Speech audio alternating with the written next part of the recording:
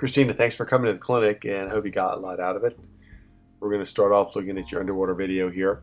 And the main thing I want you to notice is when you're taking your breath, notice what your arm's doing. It's going right down into the pool, and you're on your side right there. You see how that arm just kind of, you're pressing that arm straight down there, and it's a straight arm, and you're not getting a lot of propulsion on the pulls when you're breathing. So it's real critical that you keep that arm out in front all the way through the pull. Now, one thing we want to look at is if you're breathing a little late, maybe we want to start thinking about trying to get that breath a little bit early. It's not too late, but what happens is you turn that head way up and you're starting that other pull too late.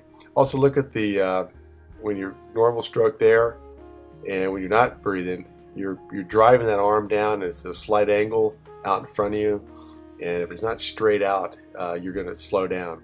So you want to have the hand, elbow, and shoulder straight aligned, straight out in front of you. You see, not there, but right there and there, you see how you have a downward slope from the shoulder to the fingertips? You want that a straight line.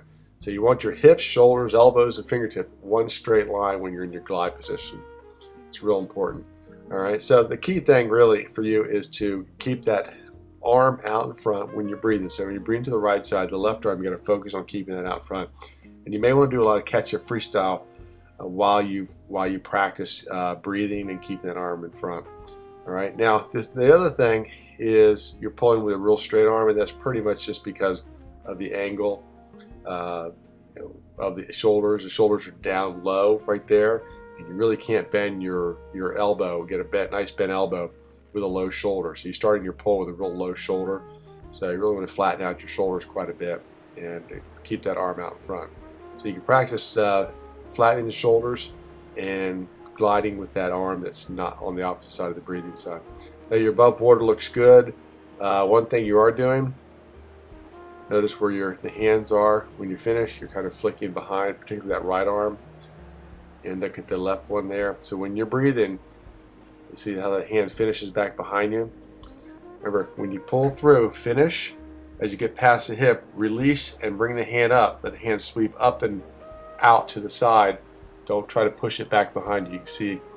You can really see what you're doing right there and right there. You're really pushing that hand. You're flicking that hand back behind you.